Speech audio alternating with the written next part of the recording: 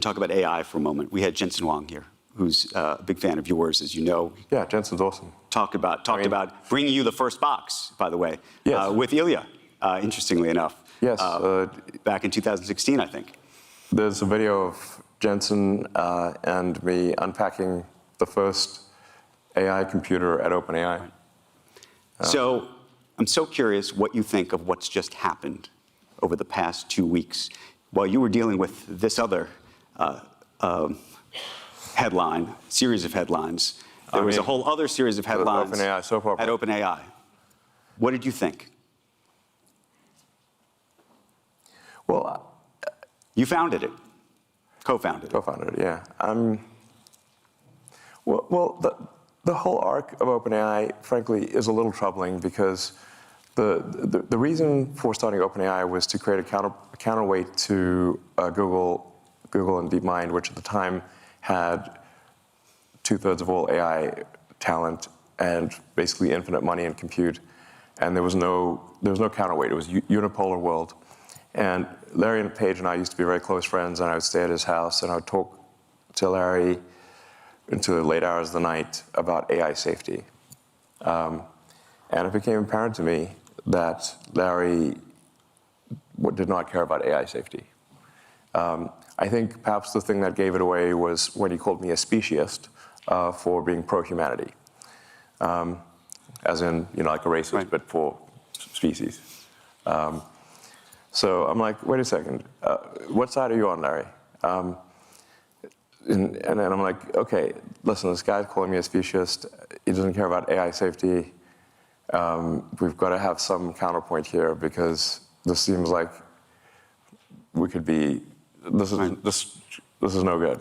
So OpenAI was actually started, and it was meant to be open source. I named it OpenAI after open source. It is in fact closed source, super closed. It should be renamed super closed source for maximum profit AI. So because this is what it actually is. I mean, fate loves irony. I mean, in fact, a friend of mine says like the way to predict outcomes is the most ironic outcome is the most. It's like this Occam's razor, like the simplest sort of explanation is most likely. And my friend Jonah's view is that the most ironic outcome is the most likely. And that's what's happened with OpenAI. It's gone from an open source foundation, a 501c3, to suddenly it's like a $90 billion for-profit corporation with closed source. So I don't know how you go from here to there, but that seems like I don't know. How you get? I don't know. Is this legal? I'm like, that's legal. So as you saw Sam Altman get ousted, yeah, by somebody you know, Ilya, and Ilya was a friend of yours. Yes. You brought him there. Your relationship with Larry Page effectively broke down over you recruiting him away. I think that's correct. That was the fight. Larry refused to be friends with me after I recruited Ilya. And so here's Ilya apparently saying something is very wrong. I think we should be concerned about this because I think Ilya actually has a strong moral compass. He thinks about, he really sweats it over questions of what is right. And if Ilya felt strongly enough to want to, fire Sam, well, I think the world should know what was that reason. Have you talked to him? I've reached out, but he doesn't want to talk to anyone. Have you talked to other people behind the scenes as this is all happening? I've talked to a lot of people. I've not found anyone who knows why. Have you? I think we are all still trying to find out. I mean, look, one of two things is either it was a serious thing and we should know what it is, or it was not a serious thing and then the board should resign. What do you think of Sam Altman? I have mixed feelings about Sam. I do, the ring of power, can corrupt. And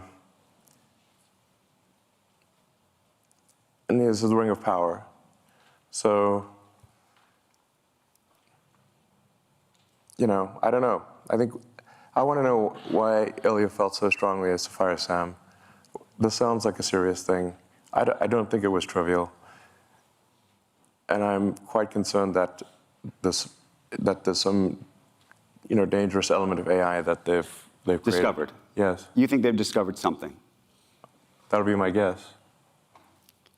Where are you with your own AI efforts relative to where you think OpenAI is, where you think Google is, where you think the others are? I mean, on the AI front, I'm in somewhat of a quandary here because I've thought AI could be something that would change the world in a significant way since I was in college, I mean, like 30 years ago. So the reason I didn't go build AI right from the get-go was because I was uncertain about which edge of the double-edged sword would be sharper, the good edge or the bad edge. So I held off on doing anything on AI. I could have created, I think, the leading AI company, and kind of OpenAI actually kind of is that, because I was just uncertain if you make this magic genie, what will happen? Whereas I think building sustainable energy technology is much more of a single-edged sword that is single-edged good. Making life multiplanetary, I think single-edged good. Starlink, mostly single-edged good. I mean, giving people better connectivity to people that don't have connectivity or it's too expensive, I think is very very much a good thing. Starlink was instrumental, by the way, in halting the Russian advance, and the Ukrainians said so. I think but with AI, you've got the magic genie problem. You may think you want a magic genie, but once that genie's out of the bottle, it's hard to say what happens. How far are we away from that genie being out of the bottle, you think? We think it's already out? I mean, the genie is certainly poking its head out. The AGI, the idea of artificial general intelligence, given what you now are working on yourself, and you know how easy or hard it is to train, to create the inferences, to create the weights. I hope I'm not getting too far in the weeds of just how this works, but those are the basics behind the software end of this. It's funny, all these weights, they're just basically numbers in a comma-separated value file. And that's our digital God, a CSV file. I found that funny. But that's kind of literally what it is. So I think it's coming pretty fast, Is that, I mean, you famously have admitted to overstating how quickly things will happen, but how quickly do you think this will happen?